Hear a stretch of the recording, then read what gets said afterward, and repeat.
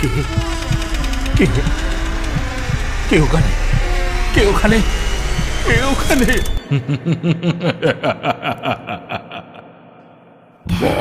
ভুতুরে, যেখানে জীবিত সব চরিত্র।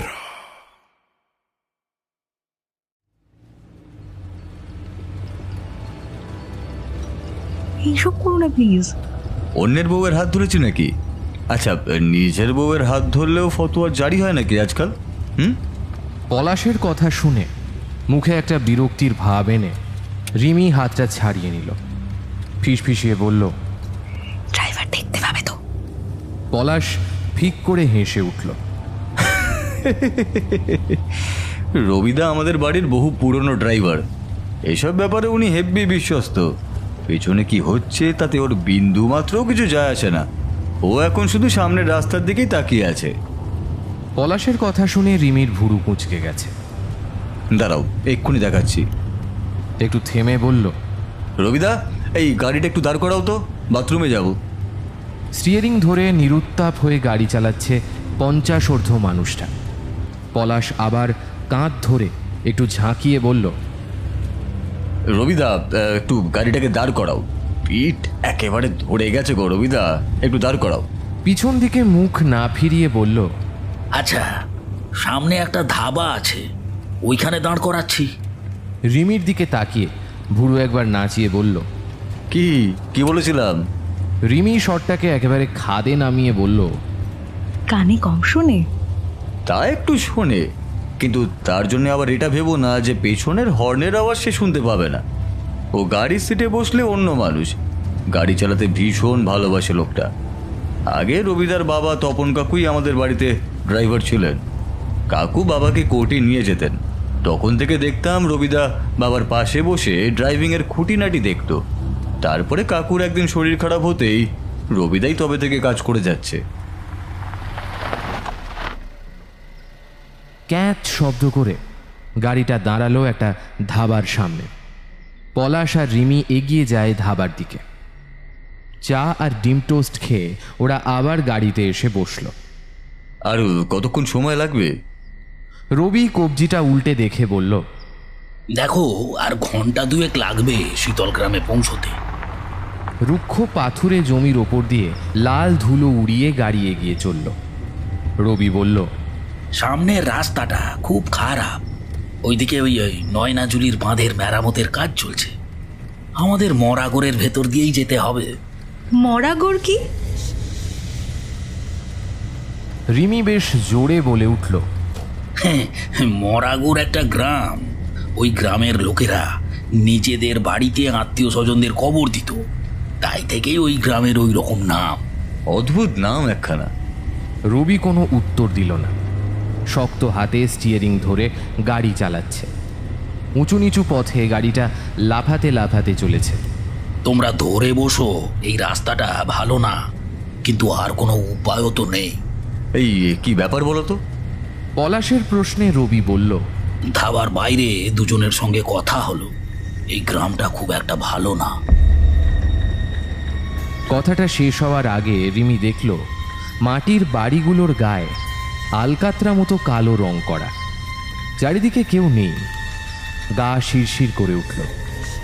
ভর দুপুরে রাস্তা এত ফাঁকা। রবি গাড়ির ব্রেক জোরে চাপতে গাড়িটা শব্দ করে দাঁড়িয়ে পড়ল।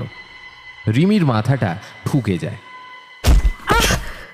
ভয়ার্ত কণ্ঠে রবি বলল, শিগগিরই গাড়ির কাঁচ তুলে দাও। পলাশ বিরক্ত হয়ে বলল, কি হয়েছে এটা? কি পরিষ্কার করে কিছু বলছো না কেন? হ্যাঁ, ওরা দেখল রাস্তাটা অপেক্ষাকৃত সরু হয়ে গেছে। রাস্তার পাশে গাছগুলো এমনভাবে মাথা ঝুঁকিয়ে দাঁড়িয়ে আছে, দূর থেকে দেখলে গুহার মতো মনে হয়। রিমি এত অবাক হয়ে গেছে যে গাড়ির কাঁচ তুলতেই ভুলে যায়। অবাক হয়ে বাইরে তাকিয়ে আছে। হঠাৎ করেই বাইরের প্রকৃতি কেমন যেন ঠান্ডা হয়ে এসেছে। যদিও অক্টোবর মাস, তবুও এত ঠান্ডা মনে হচ্ছে যেন জানুয়ারি মাসের কোনো সকালে ওরা পৌঁছে গেছে। হঠাৎ তো ঠান্ডা লাগছে কেন? রবি পেছনে না তাকিয়ে বলল, শিগগিরই জানলাটা বন্ধ করো। রিমি তাড়াতাড়ি জানলাটা বন্ধ করল। সামনের দিকটা কেমন ঘোলাটে অন্ধকার হয়ে রয়েছে, যেন মনে হচ্ছে সূর্য এখনো ওঠেনি। চারিদিক থেকে দলা দলা ধোঁয়ার কুণ্ডলী যেন রাস্তার মাঝখানে নেমে এসেছে, আর কিছু দূরে একজন মহিলা বড় একটা ঘোমটা দিয়ে দাঁড়িয়ে আছে। ওকে দেখে ওই সরু রাস্তা দিয়ে শাঁ শাঁ করে ছুটে চলল ওদের গাড়ি। পলাশ ওর হাতটা ধরে বসে আছে। রবিদা, রবিদা, এই এত জোরে চালাচ্ছ কেন? এই দুর্ঘটনা হবে তো। এবার পলাশের গলা কেঁপে যায়। রবি ঠান্ডা স্বরে বলে, দেখলে না সামনের ওই মহিলা হাওয়ায় মিলিয়ে গেল। ওরা দুজন দুজনের দিকে তাকালো। রিমি চিৎকার করে ওঠে। গাড়ির বাইরে দেখল ঘোমটা পরা সেই মহিলা 80 স্পিডে ছুটে চলা গাড়ির সঙ্গে দৌড়চ্ছে। রবি গাড়ির গতিবেগ আরো বাড়িয়ে দিল। বৌদি, ওই দিকে তাকাবেন না। ভেবেছিলাম দিনের বেলা ভয় নেই, কিন্তু রিমি ঠক ঠক করে কাঁপছে। সামনে একটা বড় বট গাছ। গাড়িটা বট গাছ পার করতেই সেই মহিলা অদৃশ্য হয়ে গেল। পলাশ ভয়ার্ত কণ্ঠে বলল, ওই মহিলা কোথায় গেল? রবি একবার পাশে তাকিয়ে বলল, ওই গ্রামে কোনো লোক থাকে না, জনহীন গ্রাম। দিনের বেলা এই অবস্থা, রাতের বেলা ভাবতেও ভয় লাগছে। তবুও আমার ওপর বিশ্বাস রাখো, আর 10 মিনিট লাগবে এই রাস্তা পার হতে। ধূসর কুয়াশা যেন ঘুমন্ত দৈত্যের মতো আলখাল্লা বিস্তার করে রাস্তাটাকে ঢেকে রেখেছে। ওদের গাড়িটা দুরন্ত বেগে ছুটে যাচ্ছে, একের পর এক বাঁক পার হচ্ছে। দুজনেই নিঃশ্বাস বন্ধ করে বসে রয়েছে। কিছু দূরে একটা আলোর আভা দেখে বুঝতে পারল সামনে একটা গাড়ি আছে। পলাশ পেছন থেকে বলল, সামনে গাড়ি আছে রবিদা। রবি ছোট্ট করে উত্তর দিল, দেখেছি। সেই গাড়িটার ফগ লাইট জ্বলছে। রিমি পেছন থেকে বলে, এই কারণেই তোমার মা বারবার করে বলছিল সাবধানে আসতে। এইবার বুঝলাম।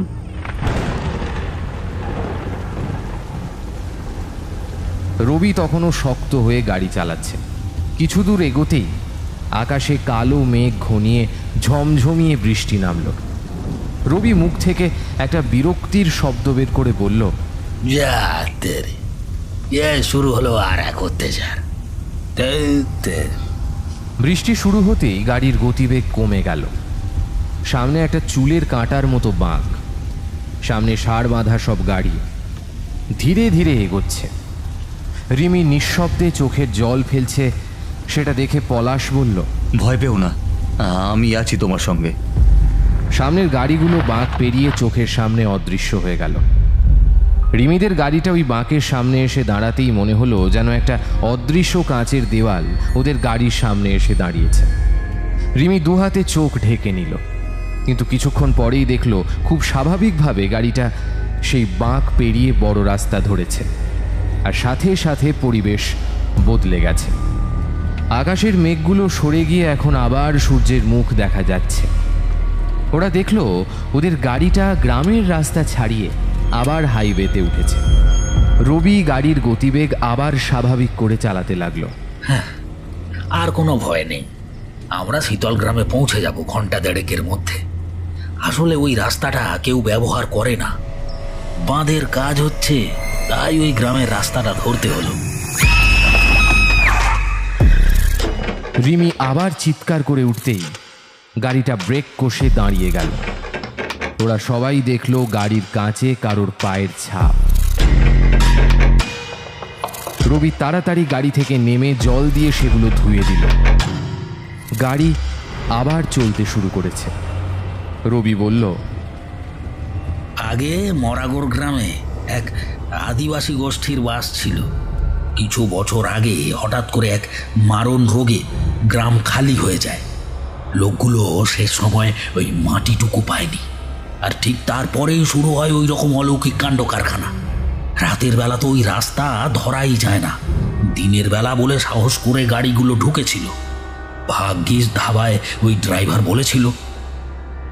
কোনোভাবেই গাড়ি থামাবে না, গাড়ির কাঁচ উঠিয়ে একেবারে দৌড়ে বেরিয়ে যাবে। মাসখানেক আগে একটা গাড়ি ওই পথে ঢুকে পড়েছিল, দেখলো রাস্তায় দুজন মহিলা দাঁড়িয়ে রয়েছে। ওরা ভাবলো যে হয়তো কোনো বিপদে পড়ে সাহায্য চাইছে। কাঁচ নামাতেই বলেছিল সামনে বড় রাস্তায় ছেড়ে দিতে। তারা পথ ভুল করে এই রাস্তায় এসে গেছে নাকি।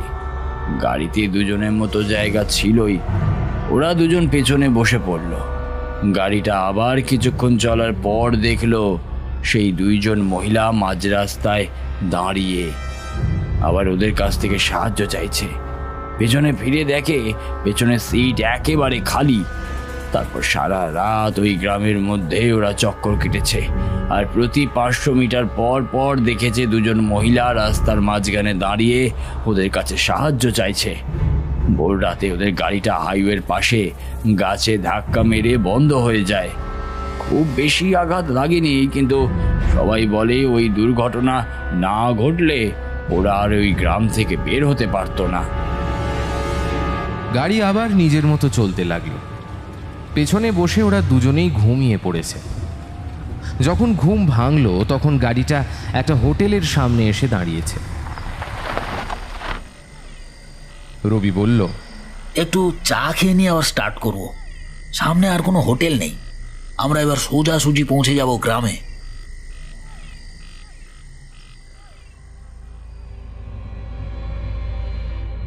সূর্যটা দিগন্ত রেখা ধরে ধীরে ধীরে যেন মাটির গভীরে প্রবেশ করছিল।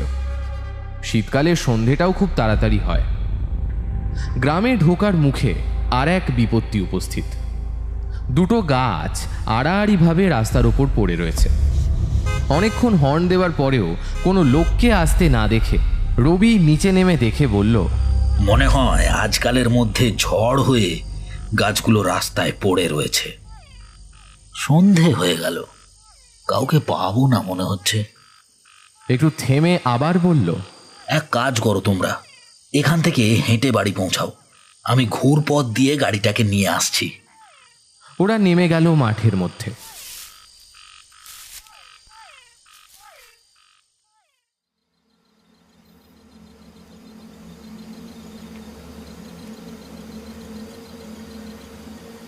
দূর প্রান্তর পেরিয়ে 3 তলা বাড়িটা দাঁড়িয়ে আছে। দোতলার বারান্দায় কাঁপা কাঁপা আলোগুলো প্রমাণ করছে যে রতন বাড়িতে পৌঁছে গেছে। এমন সময় বাড়িটা বন্ধই থাকে। ওরা আসবে বলে রতন সব ঠিক করে রেখেছে। রতন এই বাড়ির বহুদিনের পুরনো কেয়ারটেকার। যখন জমিদার বাড়িতে পলাশদের পুরো পরিবার থাকতো তখন রতনের ঠাকুরদা এই বাড়ির খাজাঞ্চি ছিলেন। দিনে দিনে বাড়ির ছেলেমেয়েরা বাইরে গিয়ে পড়াশোনা করার জন্য কলকাতায় থাকা শুরু করলো। তারপর এক এক করে লোক কমতে কমতে এখন বাড়িটা পুরো শূন্য। মাঠের চারিদিকে একবার ভয় ভয় তাকিয়ে নেয় রিমি। কলকাতার মেয়ে, এত অন্ধকার সে কোনোদিন দেখেনি। দূরে ঝোপের মধ্যে কয়েকটা জ্বলন্ত চোখ দেখে কয়েক মুহূর্তের জন্য ভয়ে পেলেও তারপর বুঝতে পারে সেটা শেয়াল নয়, কুকুরের চোখ। রবি গাড়ি ঘুরিয়ে মাটির রাস্তা ধরে ধুলো উড়িয়ে বেরিয়ে গেল। ওর আসতে এখন আরও আধ ঘন্টা মতো সময় লাগবে। মোটা গাছের গুঁড়িগুলো কোনো মতে পার করে ওরা দুজনে এগোয় মাঠের মধ্যে দিয়ে সরু আঁকা বাঁকা রাস্তা ধরে। দূরে বাড়িগুলোর থেকে কাঁপা কাঁপা হলদেটে আলোগুলো প্রমাণ করে দিচ্ছে যে এই গ্রামে এখনো বিদ্যুৎ আসেনি। তোমাদের এখানে ইলেকট্রিসিটি নেই? রিমির প্রশ্নে পলাশ মৃদু হাসল। থাকলেও না থাকারই মতন, অর্ধেক টাইমে লো ভোল্টেজ হয়ে থাকে। তাহলে আমরা কিভাবে থাকবো? 2 দিনেরই তো ব্যাপার। কালকে সকালবেলায় বেরিয়ে যাব পুজো দিতে। পুজো সেরে রাতটা বাড়িতে কাটিয়েই পরদিন আবার ভোরবেলায় আমরা বেরিয়ে যাব পুরীর উদ্দেশ্যে। জানোই তো আমাদের বংশের নিয়ম, বিয়ের পর পর কুলদেবীর পুজো দিতে হয়। তাও কাজের চাপে 2 বছর পর আসার সুযোগ হলো, এই আর কি। রিমি আর কিছু বলল না। এই ঘুটঘুটে অন্ধকারের মধ্যে কিভাবে যে 2 রাত কাটাবে সেটা ভেবেই তার মন যেন কেমন একটা শঙ্কিত হয়ে উঠল। মাঠের মধ্যে দিয়ে লক্ষ্য করল মাঠের মাঝখানে একটা বড় গাছের গোড়ায় কিছু একটা যেন নড়ছে। পলাশের চোখ পড়তে পকেট থেকে টর্চ বের করে সে সেই দিকে ফেলতেই দেখতে পেল ওই গাছটার গোড়ায় একজন মানুষ বসে আছে। দূর থেকেই আওয়াজ দেয়, কে কে ওখানে? টর্চের আলোটা মাঠের মাঝখানে এসে মিলিয়ে গেছে। গাছের দিকটা এখন আবার অন্ধকার হয়ে গেল। সে নির্বিকার চিত্তে নিজের কাজ করে যাচ্ছে। পলাশ লোকটার দিকে পা বাড়াতেই রিমি ওর হাতটা চেপে ধরে। ওইদিকে কেন যাচ্ছ? একটা ঠান্ডা বাতাস মাঠের এপাশ থেকে ওপাশে বয়ে গেল। ওদের সারা শরীর যেন কাঁটা দিয়ে উঠল। দূরে জঙ্গলের ভেতর একটা রাতচড়া পাখি ডেকে উঠল। আর ঠিক তখনই ওই গাছের নিচ থেকে একটা বুক ফাটা কান্নার শব্দ ভেসে আসে। ওরা আর এক মুহূর্ত অপেক্ষা না করে পড়িমড়ি করে দৌড় দেয় নিজেদের বাড়ির দিকে। বাড়ির সামনে এসে গেটটা ধরে হাঁপাতে থাকে দুজন। রিমি কোনো মতে দম নিয়ে বলল, কান্নার শব্দটা কোন মহিলার? পলাশ কিছু না বলে লোহার মূল ফটক জোরে খুলে দিতেই ঢং শব্দ করে গেটটা দেওয়ালে বাড়ি খেল। সাথে সাথে ওপর থেকে রতনদার গলা ভেসে এলো, দাদাবাবু এসে পড়েছ? পলাশ জোরে শ্বাস নিয়ে বলল, হ্যাঁ রতনদা, একটু আলো দেখাও। আসছি, অপেক্ষা করো। হ্যারিকেনের আলো নিয়ে রতন সিঁড়ি দিয়ে নিচে নেমে এলো। এসো এসো, সেই কোন ছেলেবেলায় একবার এসেছিলে, আর আজ দুজন মিলে এলে। ওরা রতনের পিছু পিছু আলো নিয়ে ওদের দোতলায় গেল। ঘরে ঢুকে দেখল বিশাল বড় একটা পালঙ্ক ঘরের মাঝখানে রাখা। পলাশ তার উপর হাত পা ছড়িয়ে শুয়ে পড়ল। রিমির চোখ পড়ল ঘরের দেওয়ালে। একটা বড় তৈলচিত্র দেওয়াল থেকে ঝুলছে। সেখানে একজন মহিলা উন্মুক্ত পিঠে দূরের দিকে তাকিয়ে আছে। তার মুখ দেখা যাচ্ছে না। মহিলার পায়ের কাছে একটা কলসি উপুর করা, আর সেখান থেকে জল বেয়ে মহিলার আঁচল ভিজিয়ে দিচ্ছে। ছবিটার দিকে এক দৃষ্টে তাকিয়ে থাকে রিমি। অদ্ভুত ছবিটা। পলাশ শুনতে পায়নি। সে তখন নিজের মোবাইল দেখতে ব্যস্ত। গ্রামে ঢোকার পর থেকে একটুও সিগন্যাল নেই মোবাইলে। রতন নিচে চলে গেছে জল খাবার আনতে। রিমি বাড়ির ছাদের দিকে তাকায়। তাদের কলকাতার দুই বাড়িতে ছাদ এত উপরে নেই। কড়িবর্গা দেওয়া ছাদ থেকে একটা লণ্ঠন ঝুলছে। যদিও তার অধিকাংশ কাঁচই ভেঙে গেছে, শুধু মাঝখানের দুটো মোটা মোটা মোমবাতি লাগানো আছে। তাতেই হলদে আলো ছড়িয়ে পড়েছে। রিমি আবার ছবিটার দিকে ফিরে যায়। ছবিটার উপর হাত দিতে মনে হয় ছবিটা যেন সামান্য ভেজা ভেজা, আর পরক্ষণেই মনে হয় সেই মহিলা যেন মুখ ফিরিয়ে তার দিকে একবার তাকালো। ভয়ের চোটে হাতটা সরিয়ে ছিটকে সরে আসে। আবার ভালো করে দেখল, না, ছবিটা আগের মতোই আছে। রতন ততক্ষণে খাবারের প্লেট নিয়ে ওপরে এসে গেছে। টেবিলের ওপর খাবারের প্লেটটা রেখে বলল, তোমরা খাওয়া দাওয়া করে নাও, রবিও এসে গেছে, ওকে নিচে খেতে দিয়ে দিয়েছি। আজ রাত হয়ে গেছে, আর কাল ভোরেই ফিরে যাবে কলকাতায়। রিমির মনে হয় কথাটা কানে ঢুকলো না। ছবিটাকে দেখে যাচ্ছে। রতন বলল, অত মন দিয়ে কি দেখছো বৌদি? এই ছবিটা কার আঁকা? একটা দীর্ঘশ্বাস ফেলে রতন বলল, তোমার শ্বশুর বাড়ির জ্ঞাতি দুলালচন্দ্র লাহিড়ির আঁকা। সেকালে নাম করা শিল্পী ছিলেন। ও ছবিটা ভালো নয় বৌদি, আমি খেয়াল করিনি, না হলে সরিয়ে দিতাম। রিমি আর কিছু বলল না। পলাশ প্লেট থেকে একটা লুচিতে সাদা আলুর তরকারিটা মাখিয়ে মুখে পুড়ে বলল,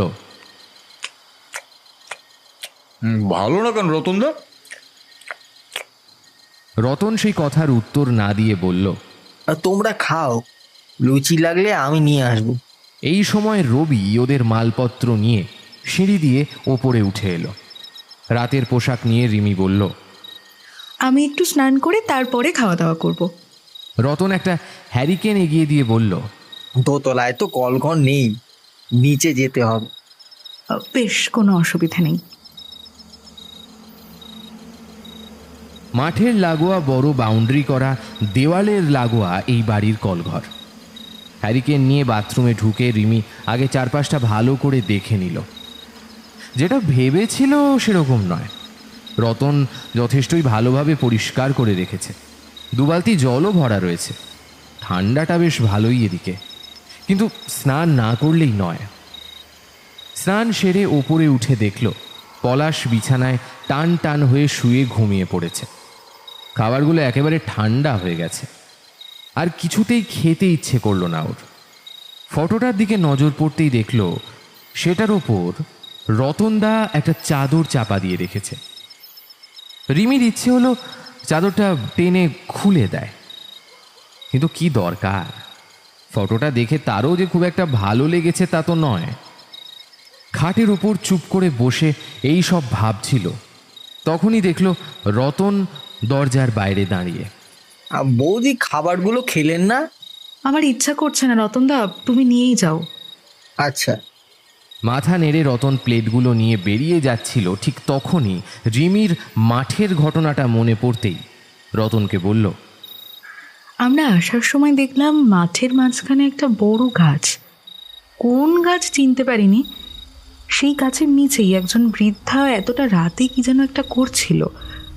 আমরা ওইদিকে এগিয়ে যাব, ঠিক তখনই কিরকম একটা বিকট শব্দ করে কেঁদে উঠল। অন্ধকারে বুঝতে না পেরে খুব তাড়াতাড়ি পালিয়ে এসছি। উনি কে তুমি কি জানো রতনদা? হলদেটে আলোয় রতনের চোখ মুখের ভাব যে পরিবর্তন হয়ে গেল সেটা রিমি বুঝতে পারল। তোমরা ওকে দেখেছো? অনেকটা দূর থেকে একবার দেখতে পেয়েছি, কাছে যাইনি। ও পাগলি। রিমি বুঝতে পারল রতন কিছু একটা চেপে গেল। রতন আবার বলল, আমি বেরিয়ে গেলেই দরজাটা বন্ধ করে দিও, বলেও তোমরা রাতে বাইরে যেও না। কেন? পুরনো বাড়ি, সাপ পোকামাকড়ের বাসা হয়ে রয়েছে। কতদিন পর এই বাড়ি খোলা হলো, তাই বলছি। এই বলে সে চলে গেল। রিমি এবার বুঝতে পারল এই ঘটনার কোনো উত্তর রতন দেবে না। রাতের খাওয়া শেষ করে বিছানায় শুতেই পলাশের চোখ ভারী হয়ে আসে, কিন্তু রিমির কিছুতেই ঘুম আসছে না। রিমি একটা পাতলা চাদর গায়ে দিয়ে বারান্দায় গিয়ে দাঁড়ায়। দূরে মাঠের দিকে তাকিয়ে তার মনে হলো অন্ধকারে কুয়াশারা যেন গা জড়াজড়ি করে দাঁড়িয়ে আছে। ওই গাছটার দিকে তাকিয়ে ওর গা শিরশির করে ওঠে। নিচের রান্নাঘর থেকে ঠুং ঠুং শব্দ ভেসে আসছে। বুঝলো রতনদা এখনো ঘুমায়নি। সিঁড়ি বেয়ে নিচে ধীরে ধীরে নেমে এলো রান্নাঘরের দিকে।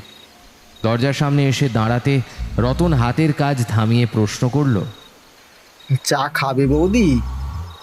না, একটু বাইরে বসতে এলাম, ঘুম আসছে না। পাশের ঘর থেকে রবির মৃদুর নাক ডাকার শব্দ আসছে। রিমি ভয় ভয় দেখল গাঢ় অন্ধকার চারপাশকে ঘিরে রেখেছে। মৃদু ঝিঁঝি পোকার ডাক ভেসে আসছে। দূর থেকে ভেসে আসা শেয়ালের ডাক শুনে গাটা ছমছম করে উঠল। রিমি বলল, রাত যে এত কালো হয় আগে তো কোনোদিনও বুঝতেই পারিনি। রতন 2 কাপ চা করে নিয়ে বারান্দায় এসেছে। রিমির দিকে একটা কাপ এগিয়ে দিয়ে বলল, খাও। তুমি কিভাবে জানলে রতনদা যে আমার সত্যিই চা খেতে ইচ্ছা করছে? মানুষটা অল্প একটু হাসলো। তোমরা যে রাত বিরেতে চা খাও সে আমি জানি। নিজেও চায়ের কাপে লম্বা চুমুক দিয়ে রতন বলল,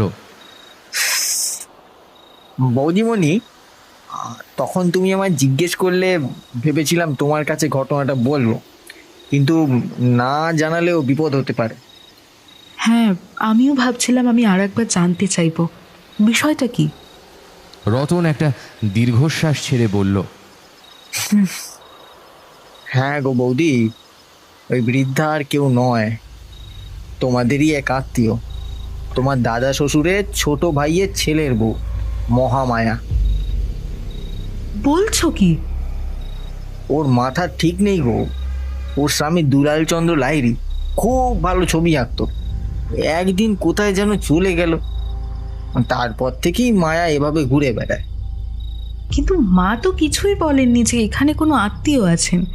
এত বছর ধরে আমি তো কিছুই জানি না। কেন, গিন্নিমা তোমাদের রাত বিরেতে পথে ঘাটে বেরোতে বারণ করে দেয়নি? হ্যাঁ, মা আমায় বলেছেন সন্ধ্যের পরে আর বাইরে না বেরোতে, কিন্তু দুটো দিনের তো ব্যাপার, সেই আলাদা করে কিছু বলেননি। ঘটনাটা একটু খুলে বলো তো। রতন গুছিয়ে নিয়ে বলতে শুরু করলো।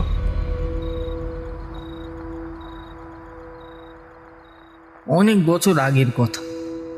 মহামায়াকে সবাই মায়া বলে ডাকত। তখন তোমার দাদা শ্বশুর সবাইকে নিয়ে শহরে চলে গেছেন। এ বাড়িতে মহামায়ার শাশুড়ি, সে আর দুলালচন্দ্র থাকতো। আমার বাবা তখন এই বাড়িতে কাজ করতেন। বাবার মুখে সব শুনেছিলাম। 15-16 বছর বয়সে মায়াকে বিয়ে করে নিয়ে আসে দুলালচন্দ্র। মায়া টুকটুক করে সারা বাড়িতে ঘুরে বেড়াতো।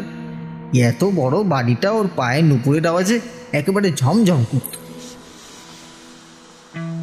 ওই যে তোমাদের ঘরে অত বড় ছবিটা দেখছ, ওইটা কিন্তু মায়ার ছবি। দুলালচন্দ্র নিজে এঁকেছিলেন। কলকাতার অনেক বড় বড় জায়গায় ওর ছবি বিক্রি হতো। মাসের পর মাস বউ আর মাকে এই বাড়িতে রেখে সে বিভিন্ন জায়গায় ঘুরে বেড়াতো। সেই সময় গ্রামে ভীষণ খরা দেখা দেয়। জলের কষ্টে মানুষের প্রাণ যায় যায় অবস্থা। পুকুর শুকিয়ে সব মাছ ভেসে উঠেছে। গ্রামের লোকেরা ছুটে আসে এই বাড়িতে। দুলালচন্দ্র তখন এই বাড়িতেই ছিলেন। ঠিক করলেন একটা বড় পুকুর কাটবেন, কিন্তু পুকুরে জল আর উঠল না। শেষে ঠিক করলে মাঠের মাঝখানে একটা কুয়ো কাটবে, কিন্তু কুয়ো শুকনো, জল উঠল না। দিন 3 পর একদিন সকালে গ্রামের লোক দেখলো কুয়ো স্বচ্ছ টলটলে জলে ভরে উঠেছে। অবাক কাণ্ড। তারপর তারা দেখলো এক সাধু কুয়োর পাশে বসে সেই জলে তার ঝোলা ফেলে দিবে। সবার চোখের সামনে জল এক লাফে আরো খানিকটা বেড়ে গেল। ম্যাজিক নাকি? তা জানি না, তবে সবাই বলতো ওটা ইচ্ছে পূরণ কুয়ো। নিজের প্রিয় জিনিস দিলে সে মনের ইচ্ছা পূরণ করে, তবে নির্লোভ হয়ে কিছু চাইতে হবে, না হলে ইচ্ছে পূরণ হবে না। গ্রামের লোক থেকে শুরু করে এই লাইরি বাড়ির সবাই অবাক হয়ে দেখেছিল সেই কাণ্ড। কিছুদিন পরেই জলের সমস্যা মিটে গেল। লোকজন ইচ্ছে পূরণ করার জন্য জলে নিজের প্রিয় জিনিস ফেলতে লাগলো, কিন্তু বেশিরভাগের ইচ্ছে পূরণ হতো না, আর সেই ভেট দেওয়া বস্তু কুয়ো ফিরিয়ে দিত। ইচ্ছে পূরণ না হওয়ায় লোকজনের উৎসাহ ধীরে ধীরে কমতে লাগলো। সাধু কিন্তু কোথাও গেলেন না। মাঠের কোণে ঝুপড়ি বেঁধে ওই গ্রামে রয়ে গেলেন। মহামায়া তাকে দুবেলা খাবার পাঠিয়ে দিত। একদিন সে নিজে গেল খাবার নিয়ে। খাবার দিয়েই সে চলে যাচ্ছিল, কিন্তু সাধুটাকে পিছন থেকে ডাকলেন, মা। অমন স্নেহের ডাক শুনে মহামায়ার নিজেকে ধরে রাখতে পারেনি। হাউ হাউ করে কেঁদে ফেলেছিল।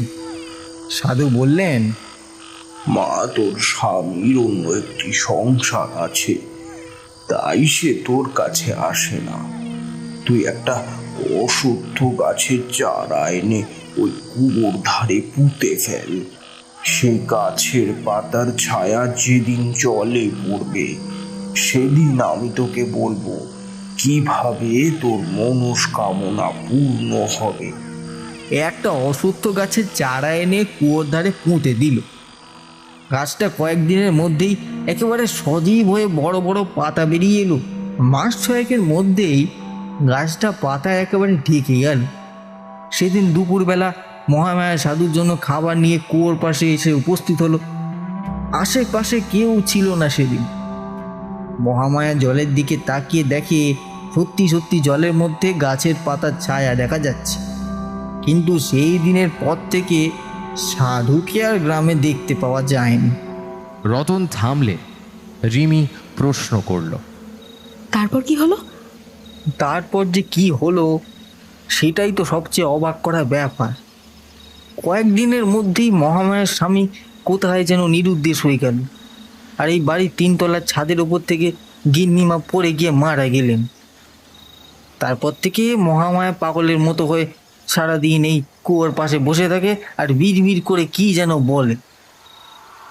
রিমি উঠে যায় চাতালের দিকে, 3 তলার দিকে তাকায়। আকাশে মেঘের আড়াল থেকে চাঁদটা উঁকি দিয়েছে। চাতালের মাঝখানে দাঁড়িয়ে রতনকে প্রশ্ন করল। এইখানেই পড়ে গেছিল গিন্নিমা? এদিকে পলাশ রিমিকে দেখতে না পেয়ে নিচে এসে ওখানে দেখে তাড়াতাড়ি করে হাত ধরে ওকে ভেতরে টেনে নিয়ে আসে। রাত্রিবেলা এসব কি করছো? হ্যাঁ, রিমি একটু অদ্ভুত হাসি দিয়ে সিঁড়ি দিয়ে ওপরে উঠে গেল। রতন বাড়ির গেটটা ধরে দাঁড়িয়ে বিড়বিড় করে বলল, ঠিক ওখানেই গিন্নিমার শরীরটা পড়েছিল। পলাশ একবার রতনের দিকে তাকায়। এই ঘটনা তার জানা। রেগে গিয়ে বিড়বিড় করে বলল, ডিসকাস্টিং! রাতের বেলা এইসব আলোচনা করছো ওর সঙ্গে? পলাশ সিঁড়ি দিয়ে উঠে যাওয়ার সময় বলল, আমি উপরে গেলাম রতনদা, তুমি শুয়ে পড়ো, অনেক রাত হয়েছে। দোতলায় ঘরের দরজাটা ভেজিয়ে রাখা। ঠেলতেই মনে হলো মেঝেতে জল পড়েছে। দরজার বাইরে থেকেই পলাশ বলল, রিমি, রিমি, এই ঘরের মধ্যে এত জল এলো কোথা থেকে? খাটের ওপর রিমি বসে আছে, কিন্তু কোনো উত্তর দিচ্ছে না। এগিয়ে গিয়ে দেখে মেঝের ওপর একটা কলসি উপুর করা, আর রিমি ঠিক দেওয়ালে টাঙানো ছবির মতো পিঠ আলগা করে বসে আছে। তার শাড়ির আঁচল মেঝেতে গড়াগড়ি দিচ্ছে। পলাশ অবাক হয়ে প্রশ্ন করল, এসব কি? একটা অদ্ভুত কণ্ঠে এসে বলল, দেখো তো, আমাকে ওই ছবির মহামায়ার মতো লাগছে না? দেখো দেখো। একটা চাদর নিয়ে তাড়াতাড়ি রিমির গায়ে জড়িয়ে দিয়ে পলাশ বলল, শীতকালে এভাবে আলগা গায়ে বসে থাকলে যে কোনো মুহূর্তে ঠান্ডা লেগে জ্বর আসতে পারে। তুমি কি পাগল হলে নাকি? আর সারা ঘরে এরকম জলই বা ফেলে রেখেছো কেন? রিমি কিছু না বলে আবার ছবিটার দিকে এগিয়ে গেল। পলাশের কেমন একটা অস্বস্তি হচ্ছিল। সে নিজেই কাপড় এনে সারা ঘরের জল মুছল। রতন সারাদিন পরিশ্রম করে এই মাত্র শুয়েছে, তাই আর ডাকতে ইচ্ছে করলো না। ওহ, কালকে অনেক সকালে বেরোতে হবে আমাদের। রিমি, তুমি শুয়ে পড়ো। পলাশ একটু বিরক্ত হয়ে কথাগুলো বলল। রাত তখন 2টো কি 2:30 বাজে। রিমির চোখে ঘুম নেই। একটা অদ্ভুত অনুভূতি হচ্ছে। মাথার মধ্যে অনবরত ঘুরছে রতনের বলা কথাগুলো। সত্যি সত্যি ওই কুয়োতে কি যা চাওয়া যায় তাই পাওয়া যায়? কি এমন ঘটনা ঘটেছিল যার জন্য দুলালচন্দ্র আর সেই সাধু নিরুদ্দেশ হয়ে গেল? প্রশ্নগুলো রিমির মাথার মধ্যে সমানে ঘুরছিল। বারান্দায় দাঁড়িয়ে মাঠের দিকে তাকায়। আধফালি চাঁদটা মেঘের আড়াল থেকে মাঠের মাঝখানে একটা আলো ফেলছে। পরিষ্কার বোঝা না গেলেও বড় গাছটাকে এখান থেকে দেখতে পাওয়া গেল। রিমি মনে মনে ভাবে, কাল সকালেই তো বেরিয়ে যাব, ফিরতে ফিরতে রাত হবে, পরের দিন সোজা পুরী। এটাই শেষ সুযোগ। ব্যাগের ভেতর থেকে ফোনটা নিয়ে নিঃশব্দে বেরিয়ে এলো বাড়ির বাইরে। বিস্তীর্ণ মাঠটা শূন্য বুকে যেন তার অপেক্ষায় বসে আছে। ধীর পায়ে এগিয়ে গেল সেই গাছের দিকে। মাঠের মাঝে ফোনটা অন করতেই একের পর এক মেসেজ ঢুকছে। রিমি জানে মেসেজগুলো কার। সাথে সাথে ফোনটা কেঁপে উঠল। স্ক্রিনে নিলয়ের নাম দেখে রিমির বুকটা মুচড়ে উঠল। কাঁপা কাঁপা কণ্ঠে ফোনটা ধরল। ওইদিকে কান্নার শব্দে বুঝতে পারল নিলয় কাঁদছে। এরকম করো না নিলয়, আমি কোনো মতেই তোমার সঙ্গে দেখা করতে পারবো না। ফোনের ওপাশ থেকে নিলয় প্রশ্ন করল, কেন নয় রিমি? কলকাতায় তোমার আত্মীয় স্বজন থাকে, এখানে তো কেউ নেই। কতদিন তোমায় দেখিনি রিমি। রিমির গাল বেয়ে চোখের জল গড়িয়ে পড়ল। নিলয় প্রশ্ন করল, তোমরা এখন কোথায়? আমি পলাশের গ্রামে এসেছি। কালকে সকালে ওদের কুলদেবীর ওখানে পুজো দিতে যাব, তারপরে ওখান থেকে সোজা পুরী। তুমি এখনো ভেবে দেখো রিমি। কি ভেবে দেখবো? আর কতদিন এই বিয়েকে টানবে রিমি? আমি আমি কিছু জানি না। কালকে রাতের দিকে ওই গ্রামে চলে যাচ্ছি, তারপরে এখান থেকেই। একটা তীব্র পাপ বোধ রিমিকে জড়িয়ে ধরে। কিছু না বলেই ফোনটা কেটে দেয় সে। বাড়ির লোক জোর করেই পলাশের সাথে বিয়ে দিয়ে দিয়েছিল। সরকারি চাকরির সামনে সামান্য প্রাইভেট স্কুলের মাস্টারের কী বা মূল্য আছে? রিমি বাধ্য হয়ে সবটা মেনেও নিয়েছিল। আজ রতনের মুখেই গ্রামের কুয়োর গল্পটা শুনে তার মনের মধ্যে একটা সুপ্ত বাসনা জেগে উঠেছে। ধীর পায়ে মাঠের মাঝখানে কুয়োটার কাছে এগিয়ে গেল রিমি। তার এখন আর সেই ভয়টা করছে না। ঝুঁকে দেখে কুয়োর মধ্যে। অন্ধকারে কুয়োর ভেতরটাকে দেখে মনে হয় যেন কোনো কালো পিচ্ছিল পদার্থ ওর ভেতর নড়াচড়া করছে। ভাঙা চাঁদের প্রতিবিম্ব কুয়োর জলে পড়ে কেমন যেন টুকরো টুকরো হয়ে যাচ্ছে। কি মনে হতে কানের দুল দুটো খুলে ফেলল রিমি। রতনদা বলেছিল নিজের কোনো প্রিয় জিনিস দিলে সে তার মনের ইচ্ছে পূরণ করে। দুল দুটো জলে ফেলে দিয়ে এই বিড়বিড় করে নিজের মনের ইচ্ছে বলল। পেছন থেকে তখন কেউ বলে উঠল, গয়না নেয় না, গয়না ওর পছন্দ না। তোমার সবচেয়ে প্রিয় জিনিস তুমি দিতে পারবে? রিমি অন্ধকারে ছিটকে পড়ে গেল। কে কে আপনি? রিমি দেখল একজন বয়স্কা মহিলা হাতে একটা থালা ধরে দাঁড়িয়ে আছে। মনে পড়ল রতনদার কথাগুলো। কে কে কে আপনি? আপনি আপনি মহামায়া? মহামায়া? বৃদ্ধা কোনো উত্তর দেয় না। কি চাই তোর? এই কুয়োর ধারে কেন এসেছিস? রিমি কোনো কথা না বলে তাড়াতাড়ি বাড়ির দিকে পা বাড়ায়। ঠিক তখনই সে খেয়াল করলো কুয়োর জলে বৃদ্ধা নিচু হয়ে কুয়োর ভেতরে কাউকে যেন ডাকছে। এসো, ভাত নিয়ে এসেছি, খেয়ে যাও। রিমির সারা শরীর যেন পাথরের মতো শক্ত হয়ে যায়। ঘুরে তাকিয়ে বৃদ্ধাকে প্রশ্ন করল, আপনি আপনি কাকে ডাকছেন? ওর ভিতরে, ওর ভিতরে কি আছে? কে আছে ওর ভিতরে? আমার স্বামী। রিমির চোখ বড় বড় হয়ে যায়। মানে? আমার স্বামী ওই কুয়োর মধ্যেই থাকে। রিমি বুঝলো মাথাটা একেবারে খারাপ হয়ে গেছে ভদ্রমহিলার। আর কিছু না বলে রিমি হাঁটা লাগালো বাড়ির দিকে। যদি পলাশের ঘুম ভেঙে যায় তাহলে একটা বিচ্ছিরি কাণ্ড হবে। ফোনটাকে আবার বন্ধ করে দিল। বৃদ্ধা পেছন থেকে ঘর ঘরে কণ্ঠস্বরে বলল, নিয়ে যা তোর কানের দুল। বললাম না এসব ওর চাই না। তোর জীবনের সবচেয়ে গুরুত্বপূর্ণ জিনিসকে যদি এই কুয়োর জলে ফেলে দিতে পারিস তবেই তোর মনস্কামনা পূরণ করবে। এই বলে রিমির পায়ের দিকে কিছু একটা ছুঁড়ে ফেলল। সেটা রিমির পায়ে লাগলো। নিচু হয়ে সেটা তুলে নিয়ে দেখে ওর কানের দুল দুটোই মাটিতে পড়ে আছে। রিমি পাথর হয়ে যায়। নিজের হাতে গভীর জলে ওটা ফেলেছিল, সেটা বৃদ্ধার হাতে কিভাবে এলো? তার মানে কি সত্যিই কুয়োর জলে কেউ থাকে? সেই মরা চাঁদের আলোয় রিমি দেখলো দুটো হাত কুয়োর বাইরে বেরিয়ে এসেছে। বৃদ্ধার হাতে ধরা থাবাগুলো সেই হাতটা ওর ভেতরে নিয়ে যাচ্ছে, আবার বাইরে বেরিয়ে আসছে। রিমি কাঁপা কাঁপা কণ্ঠে প্রশ্ন করে, ওটা ওটা কি কি ওটা? বৃদ্ধা রিমির দিকে না তাকিয়ে বলে, আমার স্বামী। বললাম না সবচেয়ে প্রিয় জিনিস দিতে হয়। ওর চেয়ে প্রিয় জিনিস আমার কাছে আর কি ছিল বল? রিমি ধপ করে মাঠের মাঝখানে বসে পড়ল। হাত দুটো আবার কুয়োর ভেতরে নেমে গেছে। বৃদ্ধা সেই কুয়োর পাড়ে বসে আছে। জানিস, সেই সাধু বাবা আমায় বলেছিল নিজের সবচেয়ে প্রিয় জিনিসটা দিলেই তবেই মনস্কামনা পূর্ণ হবে। আমি নিজের সমস্ত গয়না দিয়ে দিয়েছিলাম। পরের দিন এই কুয়োর পাড়ে সব গয়না পড়েছিল।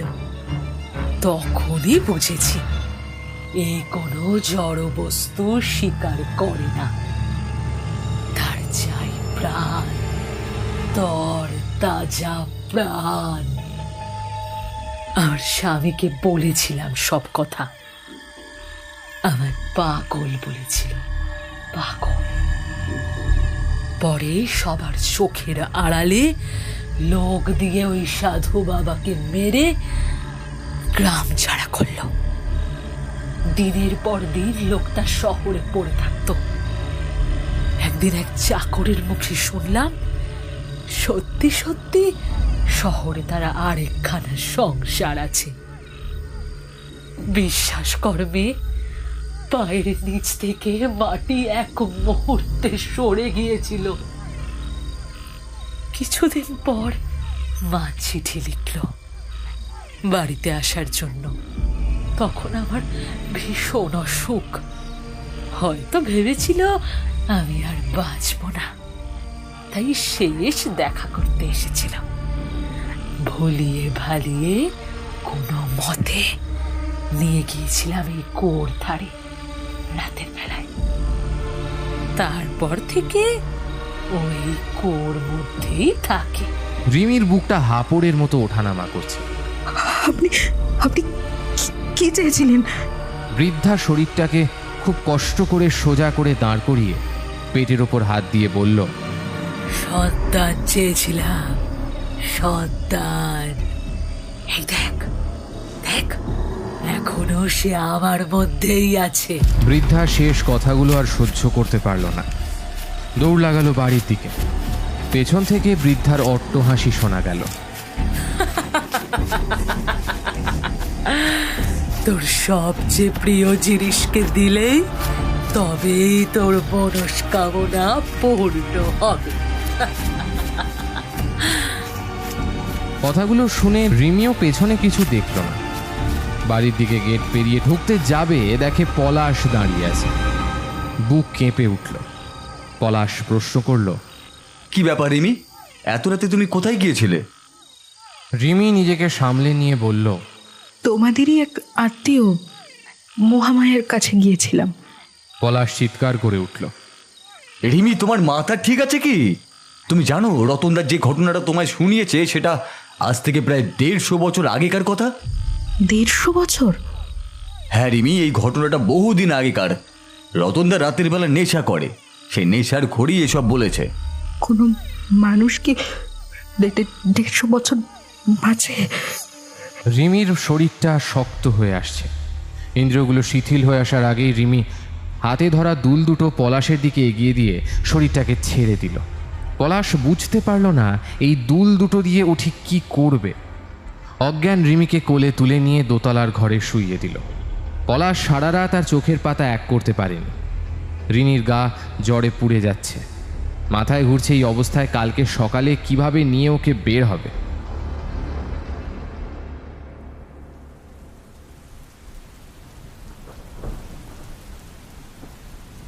পরদিন সকালে দিদির যখন ঘুম ভাঙল তখন 8টা বাজে, কিন্তু আকাশ দেবীর অবস্থা খুব খারাপ। ভোর রাত থেকে মুষলধারে বৃষ্টি হচ্ছে। কুলদেবীর মন্দির পাহাড়ের ওপর, এই অবস্থায় সেই মন্দিরে যাওয়া একেবারেই অসম্ভব। এদিকে পরশু পুরীর হোটেল বুকিং আছে, ফোনেও সকাল থেকে কোনো নেটওয়ার্ক নেই। মোবাইলটা বন্ধ করে ঘরের মধ্যে পায়চারি করছিল পিলাস। রিমি উঠে বসতেই রতন চা দিয়ে গেছে। এখন তোমার শরীর কেমন আছে? মাথা নাড়ল। কাল রাতের বেলা তুমি মাঠের মধ্যে গিয়ে ঠিক কি করছিলে বলো তো? রাতের সমস্ত ঘটনা তার যেন স্বপ্নের মতো মনে হলো। সাথে সাথে কানে হাত দিয়ে বোঝার চেষ্টা করলো কাল রাতে যেটা ঘটেছে সেটা সত্যি কিনা। আমার কানের দুলগুলো, আমার কানের দুল দুটো। পলাশ টেবিলের ওপর থেকে দুল দুটো ওর হাতে দিয়ে বলল, কাল রাতে মাঠ থেকে ছুটে এসে তুমি দুল দুটো আমার হাতে দিয়েই অজ্ঞান হয়ে গিয়েছিলে। রিমি কোনো উত্তর না দিয়ে চাদর দিয়ে নিজের সারা শরীরটা ঢেকে নিল। জ্বরে মাথাটা গরম হয়ে উঠেছে। মোবাইলের স্ক্রিনটা অন করতেই দেখলো নিলয়ের মেসেজ এসেছে। তাড়াতাড়ি মোবাইলটা বন্ধ করে দিল। পুলিশ বারান্দা দাঁড়িয়ে এক মনে সিগারেট টানছিল, ওর পাশে এসে দাঁড়ালো রিমি।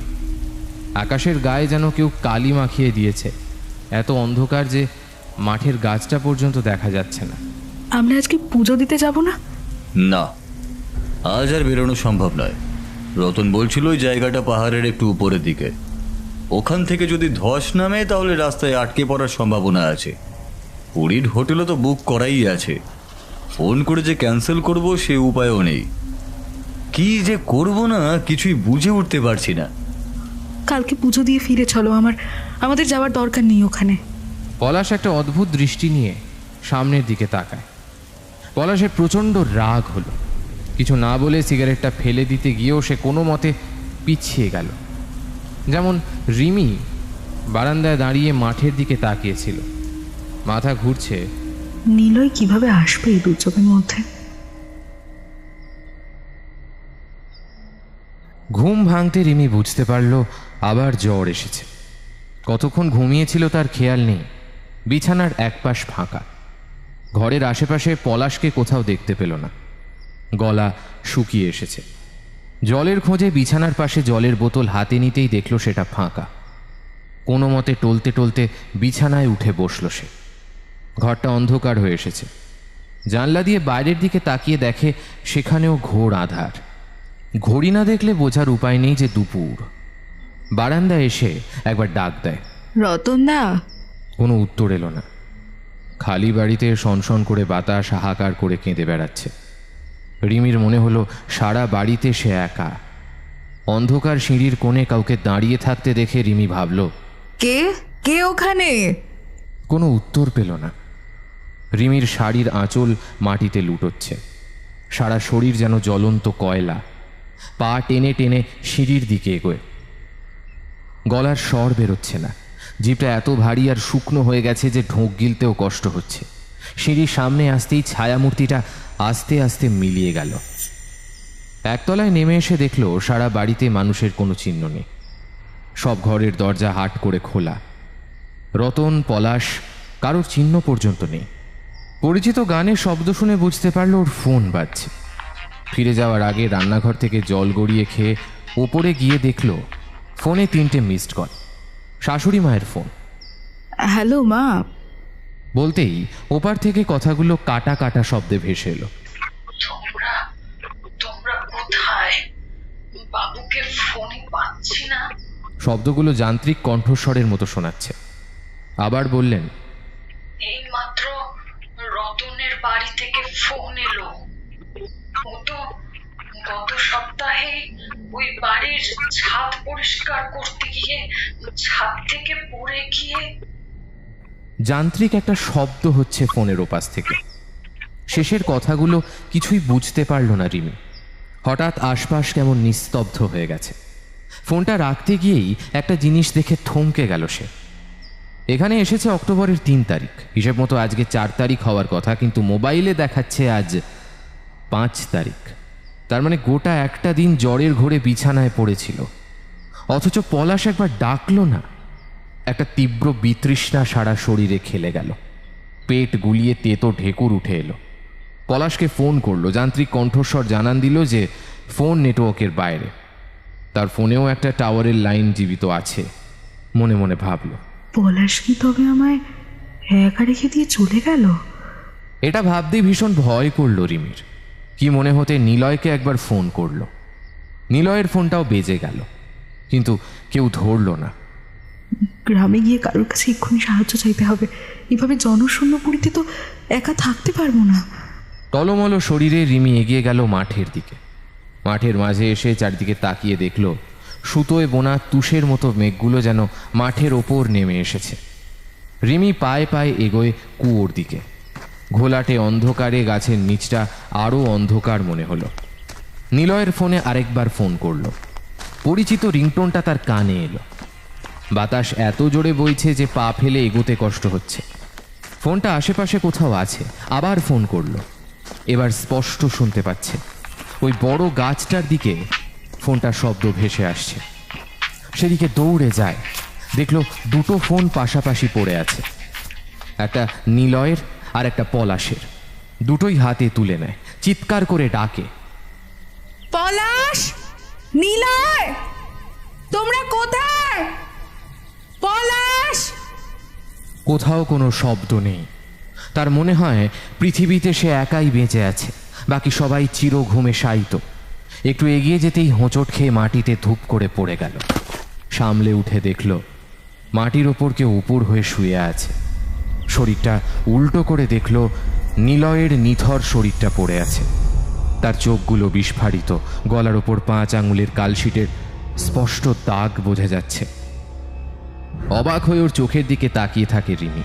গলা দিয়ে যেন শব্দ বেরোচ্ছে না। সে বিশ্বাস করতে পারছে না যে নিলয় আর নেই। আরো একবার জোরে জোরে ডাকলো, নিলয়, নিলয়। নিলয়ের নাকের কোল বেয়ে রক্ত গড়িয়ে আসছে।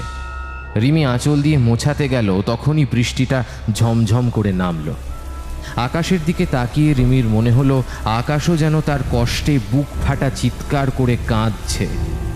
বৃষ্টির ফোঁটাগুলো তীরের ফলার মতো শরীর ছুঁতে কেঁপে উঠল শরীর। জ্বরে চোখ খুলে তাকাতে পারছে না, আর এখানে এক মুহূর্ত বসে থাকতে পারছে না রিমি। মনে হচ্ছে যে যে কোনো মুহূর্তে যেন অজ্ঞান হয়ে পড়ে যাবে। পলাশ, পলাশ। নাম ধরে আবার দুবার ডাকলো। ওর ডাকটা আর্তনাদের মতো শোনালো। খালি মাঠের মধ্যে সে এখন নিলয়ের শরীরটা নিয়ে কি করবে এই ভেবে কোনো মতে উঠে দাঁড়ালো। যদি রতনদাকে একবার পাওয়া যায় তাহলে। এই ভেবে মাঠ পেরিয়ে কোনো মতে টলতে টলতে বাড়ির সামনে এসে পৌঁছয়। পেছনের মাঠ এখন নিকষ আঁধারে ডুবে গেছে। বাড়ির ভেতর ঢুকতে গিয়ে চাতালের দিকে তাকিয়ে পা দুটো আটকে গেল। মনে হলো কেউ যেন সেখানে দাঁড়িয়ে আছে। রিমি এগিয়ে যায় সেই আবছায়া মূর্তির দিকে। বাড়ির উঠোনে দাঁড়িয়ে আছে সেই বৃদ্ধা মহামায়া। পলাশের বলা কথাগুলো তার মাথায় এখন আর কিছু নেই। বৃদ্ধার দিকে তাকিয়ে কাঁদতে কাঁদতে বলল, ঘোর পাশের নিলয়ের শরীরটা পড়ে আছে। বৃদ্ধা সর্দি বসা গলায় বলল, জানি রে মেয়ে, কাল রাতেই তো তোর স্বামী ওকে গলা টিপে খুন করে ওর শরীরটাকে কুয়োর মধ্যে ফেলে দিয়েছিল। তুই তো জানিস কুয়ো মানুষের সবচেয়ে পছন্দের জিনিসটা ছাড়া কিছুই নেয় না, তাই তো ফেরত পাঠিয়ে দিয়েছে। রিমি বাড়ির চাতালে ধপ করে বসে পড়ল। পলাশ, পলাশ খুন করেছে? একটা অট্টহাসি হেসে মহামায়া বলল,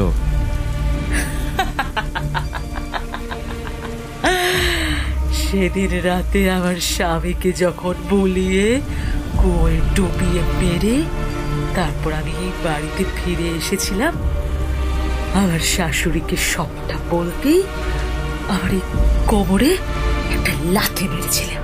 এই বলে আঁচলটা সরিয়ে দিল বৃদ্ধা। রিমি দেখলো চামড়ার আস্তরণ সরে গিয়ে একটা কালো দাগ দেখা যাচ্ছে। মহামায়ার শরীর মহিলার না পুরুষের আলাদা করে বোঝার উপায় নেই। গায়ের চামড়া এত ঝুলে গেছে যে মনে হচ্ছে হাড়ের ওপর আলগা করে বসানো। মহামায়া আবার বলতে শুরু করলো, তারপর থেকে এই কোমরটা আর সোজা করতে পারি না রে। কোমর বেঁকিয়ে মহামায়া সিঁড়ি বেয়ে ওপরে উঠতে লাগলো। মন্ত্রমুগ্ধের মতো রিমি তাকে অনুসরণ করলো। সে দেখল তিনতলার ছাদের উপর পলাশ হাত পা বাঁধা অবস্থায় পড়ে আছে। ও ছুটে গেল ওর দিকে, দু হাতে কলার চেপে জিজ্ঞেস করলো, ও তো তোমার কোনো ক্ষতি করেনি, তাহলে তুমি তুমি কেন ওকে খুন করেছো? বলো কেন খুন করেছো ওকে? ও কি ক্ষতি করেছিল তোমার? পলাশের মুখটা এমনভাবে বাঁধা যে একটা শব্দ পর্যন্ত বেরোচ্ছে না, শুধু মৃদু গোঙানি ভেসে এলো। মহামায়া তখন ছাদের ঠিক মাঝখানে দাঁড়িয়ে নিচে চাতালের দিকে তাকিয়ে আছে। রিমি দেখল মহামায়ার ঝুঁকে পড়া শরীরটা কোনো জাদু মন্ত্র বলে যেন সোজা হয়ে গেছে। এখন তাকে দেখলে মনে হয় সে যেন কোনো 30 বছরের নারী। সেখানে দাঁড়িয়েই বলল, একটা জিনিস দেখবি? এই বলে চাতালের দিকে ইশারা করলো। আমার শাশুড়ির রাগের চোটে আমার হাত পা বেঁধে ছাদে নিয়ে এসেছিলেন। তারপর তার বাঁধা চাকরকে বলেছিলেন ছাদের থেকে আমায় ছুঁড়ে ফেলে দিতে, যাতে পুরো ঘটনাটা আত্মহত্যার মতো লাগে। কিন্তু পারেনি। আমি সেই রাতে সবার খাবারে ঘুমের ওষুধ মিশিয়ে দিয়েছিলাম। ঘুমিয়ে পড়তেই তাকে ছাদের থেকে টুপ করে ফেলে দিয়েছি। দেখবি কেমন করে? এই বলে পলাশের শরীরটাকে একটা খেলনার মতো টান দিয়ে নিচে ফেলে দিল। রিমি কিছু বলার আগেই দেখলো বাতাস কেটে শরীরটা নিচে পড়ে গেল। একটা ধূপ করে শব্দ হলো, তারপর কালচে রক্তে ভেসে গেল চাতালটা। রিমি চিৎকার করে ওঠে। না না না না, আমি আমি আমি এত মৃত্যু দেখতে পাচ্ছি না আমি।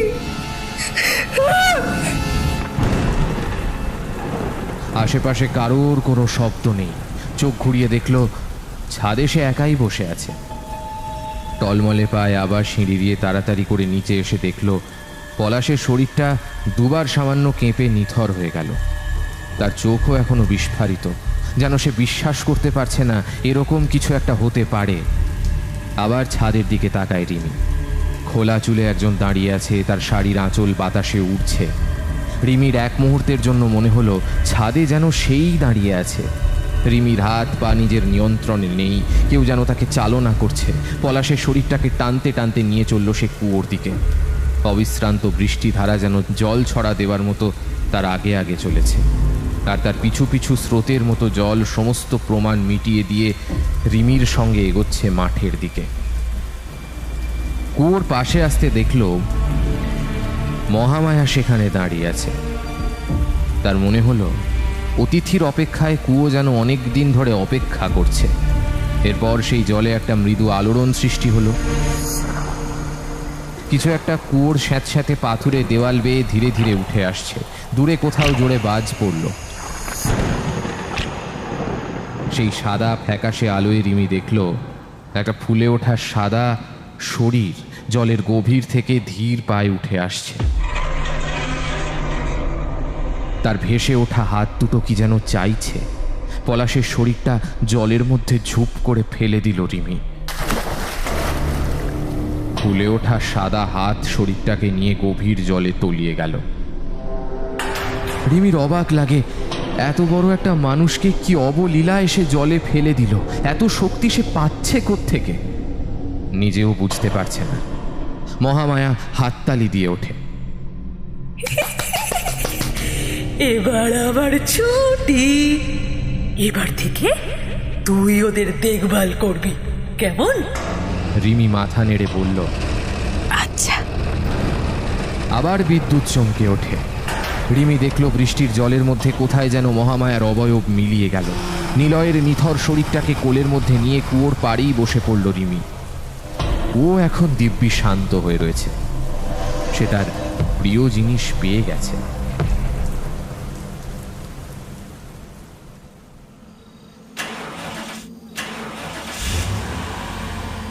মাঝ রাস্তায় গাড়িটা খারাপ হতেই একটা বিরক্তিসূচক শব্দ ভেসে এলো অর্পণের মুখ থেকে।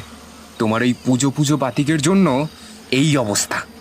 এখন এই ফাঁকা মাঠে গাড়িটাকে নিয়ে কি করি? এখানে তো লোকজনেরও কোনো চিহ্ন দেখছি না। সুকন্যা পাশ থেকে বলল, আমি কি জানতাম তোমার গাড়ি খারাপ হয়ে যাবে?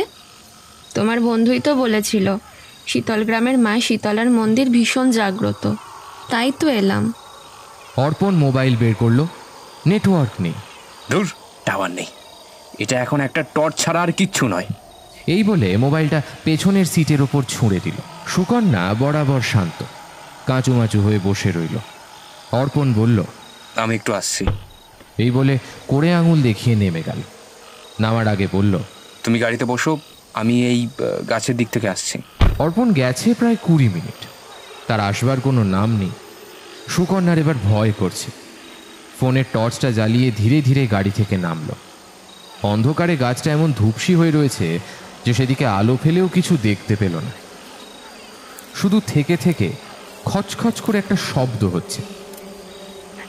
সুকন্যা মনে মনে ভাবে, হয়তো কোনো ইঁদুর বা কুকুর জাতীয় প্রাণী মাটি খুঁড়ছে। দুবার ডাকলো, অর্পণ, অর্পণ। কোনো শব্দ নেই। কিন্তু এই গাছটার নিচে কিছু একটা নড়ছে অনেকক্ষণ থেকে। ধীর পায়ে এগিয়ে যায় সুকন্যা। কাঁপা কাঁপা গলায় বলল, অর্পণ প্লিজ, এখন এইভাবে ভয় দেখিও না। একদম ভালো লাগছে না, ভীষণ ভয়। কথা শেষ হওয়ার আগে একটা খিলখিলে হাসির শব্দ শুনতে পেল।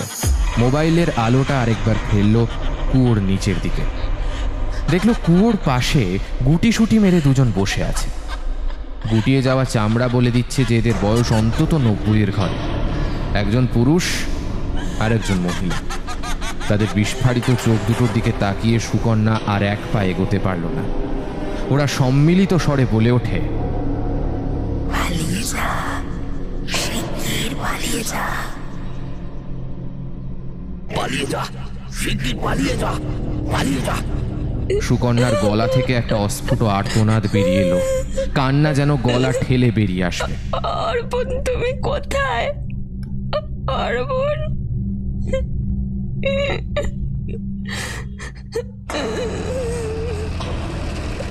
আমি এখানে সুকন্যা, এসো, এদিকে এসো। ওর মনে হলো কুয়োর ভেতর থেকে অর্পণের গলা ভেসে আসছে। আবার সেই অপার্থিব কণ্ঠস্বর বলল, এই তো আমি, এখানে এসো। জলের ভেতর থেকে দুটো হাত এমনভাবে বেরিয়ে আছে যেন মনে হয় কিছু একটার অপেক্ষায় রয়েছে। দূর থেকে সুকন্যার মনে হলো জলের মধ্যে কেউ যেন খুব জোরে দাপাদাপি করছে। হঠাৎ সুকন্যার হাত ধরে কেউ যেন প্রাণপণে দৌড়তে থাকে গাড়ির দিকে। মরা চাঁদের আলোয় একবার পরিচিত হাতের স্পর্শ পেয়ে শান্ত হয়ে গেল ইন্দ্রিয়গুলো। তারা ছুটে চলেছে মাঠের ভেতর দিয়ে। দৌড়তে দৌড়তে সুকন্যা একবার পেছন ফিরে দেখল সেই জ্বলন্ত চারটে চোখের দৃষ্টি এখন অনেক শান্ত।